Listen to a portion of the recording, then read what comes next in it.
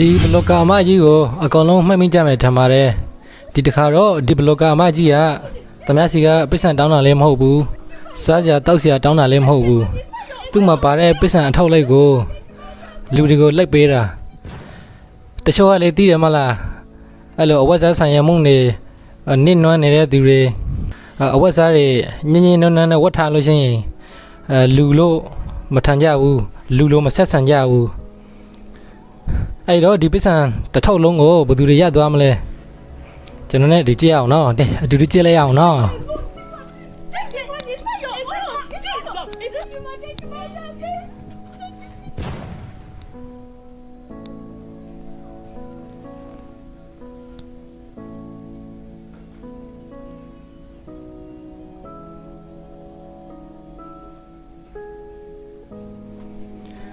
အဲ့ဒီဘလော့ကာမပေးတာကိုမယူဘူးဆိုလည်းမယူဘူးပေါ့နော်အဲ့လိုမျိုးလက်ရည်စရာမလိုဘူးလေနော်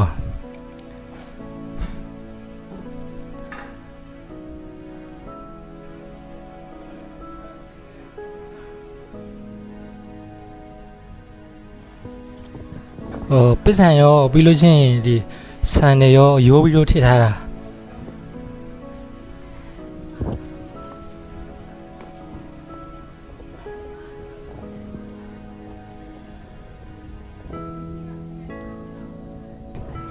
ပြောမစို့ဒီမှာလမ်းမှာထိုင်ပြီးတော့စောင့်နေရပါကန်ကောင်းတဲ့သူရသွားမှာပါဒီပစ္စံအဲ့လိုမျိုးလေဟိုမှာလာပြီဟိုမှာ2ယောက်လာပြီဒ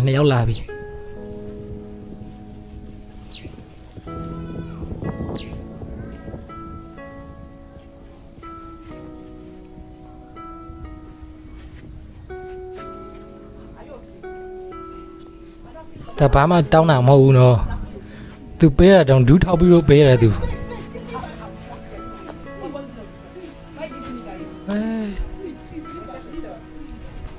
哦，日本的水了哈。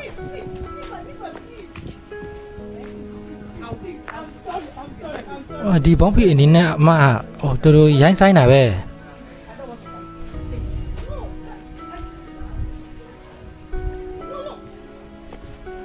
မယူဘူးဆိုလည်းမယူဘူးပေါ့နော်အဲ့လိုမျိုးရိတ်စရာတော့မလိုပါဘူးနော်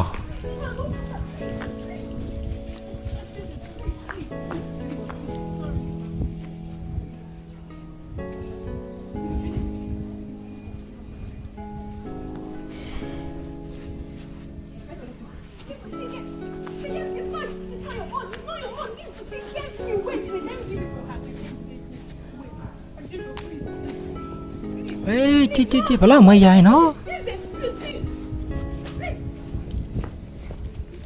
အဲ့ဒါအဲ့ထဲမှာပစ္စံပါတာသူတိသွားပြီအဲ့တော့အစားတော့သူ့တရောင်းစားမပေးတာယူစီရလားဆိုပြီးတော့အခုကျတော့ပစ္စံတွေ့ရတဲ့သူလူနေပြီဘယ်လောက်နော်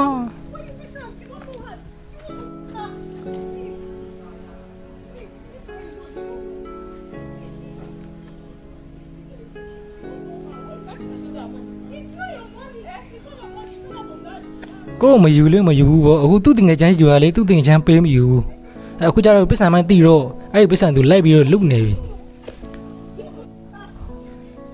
တို့အချက်တရားကမ်းမဲ့လို့ပြောရမယ်နော်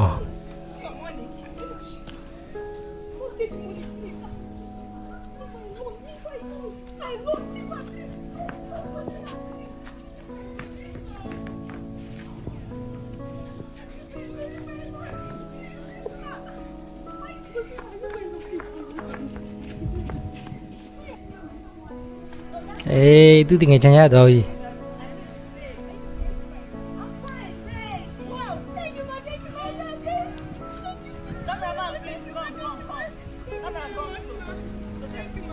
ဗီဒီယိုရိုက်ထားတာသူတွေ့သွားပြီကြည့်ဘလောက်ကြည့်တ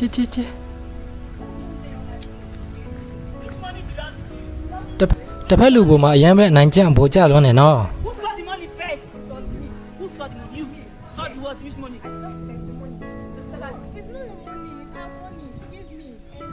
I gave it to you. How did it belong to you? You're not the one beating me. I gave it to you first. What did you do? When I gave you the money first, what did you do? You beat me. So you want to collect the money? Is it your senior sister? It's your senior sister. So you want to collect the money from her? You want to collect? You cannot collect any money. Go. Please 50,000 naira. It's for you. You're welcome. အဲ့ဘောင်းပြီးအနေနဲ့ပါလာတဲ့သူ့ရဲ့တင်ငယ်ချမ်းကတစ်ဖက်လူအပေါ်မှာဂျန်နာသနာပြီးတော့ကိုချမ်းစာတရားရှိတယ်အဲ့ကြောင့်မလို့သူရသွားတာ What's not? What's it? Give me the money. What's wrong with you? Wait, does she collect it from you, ba? You are talking to your younger sister. I gave you the money first. What did you do? You slapped me. သူ့တင်ငယ်ချမ်းစီကပစ္စံပြန်လူနေတာဟာအာတို့တို့အချက်တရားကမ်းမေးတယ်နော် So why? What? She deserves the money. You should have money. Okay, you should have known about money. Yes. You know about money. Yes. So why were you beating me? Because you deserve it. I deserve the beating. Yes. Okay, fine. No problem.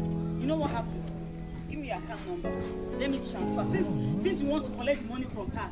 ကြည့်လူတွေကြည့်ကြည့် What's wrong with you now? Eh? What's it your own?